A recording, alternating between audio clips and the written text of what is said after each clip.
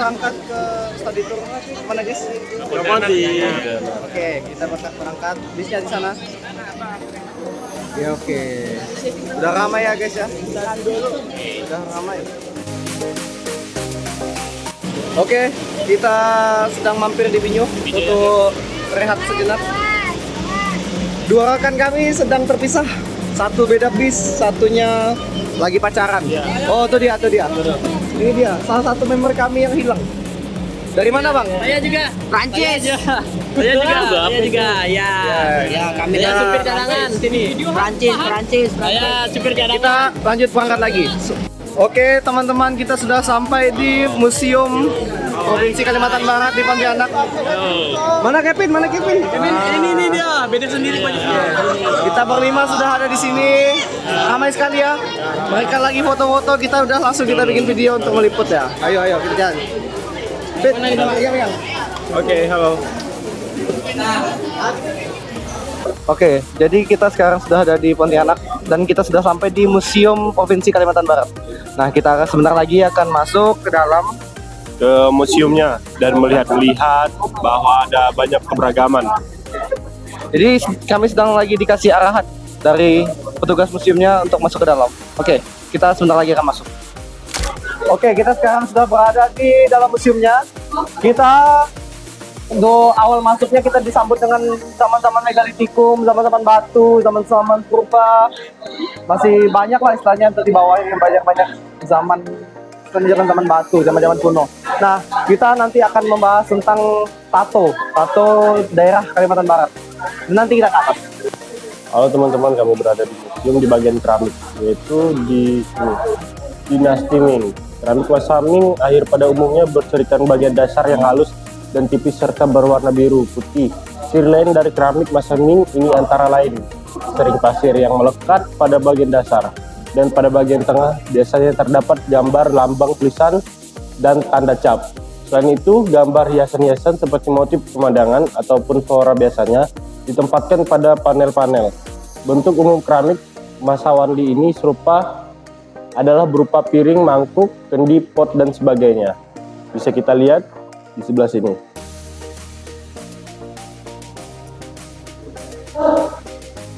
Bisa dilihat juga sebelah sini. Baik teman-teman. Oke, karena kita sudah sering vlog, kita mau review konsumsi siang ini. Kita review. Ini dia. Ini Kurang afdol kalau kita hanya melihat dari atasnya saja. balikan kamera gimana? Bisa. Nggak bisa ya? Ya udah. Coba lihat. Nih kita lihat isinya apa. Ngintip saja ya. Kita intip Wah, aja. Itu Ada ayam, nasi sama sayur. Oke, makanan kita di sini terjamin bergizi. Jadi kita dari Pak. Pas di Singkawang kita makan ikan asin aja ya. enggak. Pokoknya tadi sarapan kita pakai nasi kuning, kita siangnya makan nasi ayam goreng. Ya nanti kita lihat Nasi lagi ayam ya. goreng. Kita Asik. Pokoknya nanti kita nantikan waktu makan siang. Lihat lagi. So. Oke, kali ini kita sedang sesi makan. Jadi untuk lauk siang ini ada kerupuk, ada telur, mie, ayam goreng, sayur, sambal. Saya dapat nasi 2 ya karena dikasih orang. yeah. Oke, jadi menunya lengkap. Ini minum saya bawa sendiri. Oke. Gimana Mas Habib makanannya? Nyaman. Karena belum dicoba, saya belum tahu rasanya. Oke, sekarang kami mau makan dulu. Ya. Ini karena kayaknya enak sekali nih, soalnya banyak lauknya. Asik. Kita coba. Oke, siap. Coba dulu Mas Habib makan. Nah, saya videokan Anda saja. Ya udah. Ini kita coba cicip ayamnya. Kita coba cuil sedikit. Ini cita rasa ayam kan lihat dari kulitnya. Iya. Piye Mas Rafif? Nikmat, mantep pokoknya. Oke, Enak. maknya Spip. Wah, yes itu dia. Godos-godos. Yes. Oke. Kami karena udah enak nih, kami mau lanjut makan dulu. Dadah. Dadah. Oke, jadi kita berada di rumah Panjang. Ya. Ini merupakan rumah tradisional dari khas suku Dayak, terutama khususnya Dayak Kalimantan Barat. Ini teman-teman. Ini juga dari Dayak juga nih, kawan kami. Ada Oke. Dayak salah satu orang Dayak. Ya. Jadi kami sebenarnya berlima. Tadi si hitam satunya tuh nggak tahu kemana. Iya. Hitam satunya hilang. Pokoknya kami sisa berempat dan cuma sebentar sih di sini. Awalnya mau pergi ke rumah yang besar, cuman ada perubahan rencana jadi ke sini kita. Oke, lanjut ke tempat lain. Jadi kita sedang mendapat arahan dari Pak Andang untuk menjelaskan tempat apa ini. Mari kita perhatikan.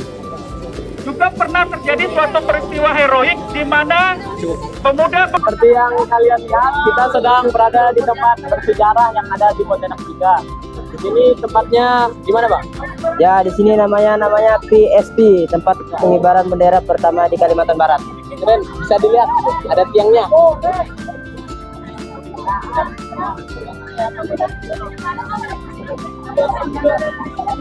Sekarang kami lagi di alun-alun. Sebenarnya waterfront. Yes. Di Pontianak kawan-kawan. Kami bermain di Pontianak teman-teman. Amin. Nah ini penampakannya. Yang lain ya masih berpencar ya guys, jadi cuman berdua saja kelompok kami. Saya juga, saya ada. Ya, jadi tiga, alhamdulillah. Kita puji Tuhan semua. yang pertemuan Dr. Rubini dan tokoh-tokoh masyarakat aja. Yang Sultan Muhammad Saunan dan Sultan lain berteman di Pontianak ada gambarkan. Jadi kita udah ada di makam Biong Mandor. Kebetulan ada Pak Andang udah ngejelasin beberapa penjelasan singkat mengenai makam Biong Mandor, peristiwanya bagaimana dia jabarkan dari awal sampai pembantaiannya. Ini di sini udah ada reliefnya, udah ada relief alur jalan ceritanya ada sepanjang ini, bisa dilihat. Di sini di tugu peringatannya. Nah, untuk makamnya sendiri itu ada di dalam. Jadi nanti kita akan lihat ke dalam bagaimana bentuk makamnya. Lanjut. Oke, jadi kita sedang menuju perjalanan ke makam 1. Jadi di sini nih ada 10 makam. 1, 2, 3, 4, 5, 6, 7, 8, 9. Nah, kita kalau mau ke makam sampai 10 tuh jauh, sekitar 1,5 kilo tuh masuk ke dalam. Jadi kita ambil contoh aja 1 di makam 1. Soalnya bentuknya 1 sampai 9 itu sama. Yang beda tuh cuma makam 10 karena makam 10 itu adalah miliknya keluarga besar Kesultanan Qadariyah Pontianak. Ayo kita lanjut. Oke, jadi kita sedang berada di makam pertama, itu makam 1. Makam 1 dari makam 10 makam yang ada di makam Biong Mandor. Nah, jadi makam ini panjangnya segini, ini kurang lebih sekitarnya 10 meteran mungkin. Kayak apa sih? 8 lah. 8 sampai 10 meter panjangnya. Nah, ini sebenarnya untuk tugunya atau nisannya ini hanya simbolik saja. Karena lubangnya pada zaman itu besar sekali. Karena tidak memungkinkan untuk membuat nisan yang besar, maka dibikinlah tugu simbolik yang seukuran ini gitu. Jadi ini adalah makam pertama. Untuk makam kedua, ketiga sampai ke 9 itu bentuknya sama, kurang lebih seperti ini. Seperti yang saya bilang tadi di awal video kan, di awal scene di makam Biong Mandor. Oke, bisa dilihat ini untuk detailnya mungkin. Nah, Bisa dilihat di halaman depan istana ini memiliki kira-kira 10 meriam. Nah, bisa dilihat juga begini tampak depan dari istana atau keraton. Dan fakta lainnya yaitu ternyata di belakang keraton ini memiliki benteng, teman-teman. Nanti kita akan ke sana untuk meliput juga. Oke, lanjut. Oke, jadi kita lagi ada berada di tembok. Ganti bahasa lo. Oke, jadi kita sedang berada di tembok atau di benteng Kota Batu. Jadi sebelum istana yang di sana tadi kita diliput sana tuh berdiri, di sini sudah berdiri terlebih dahulu sebuah istana yang sangat amat besar, yang istilahnya istana awal-awal lah untuk kerajaan bawah itu sendiri. Sudah ada kerajaannya, cuman hancur pada saat perang melawan Kesultanan Pontianak. Karena apa?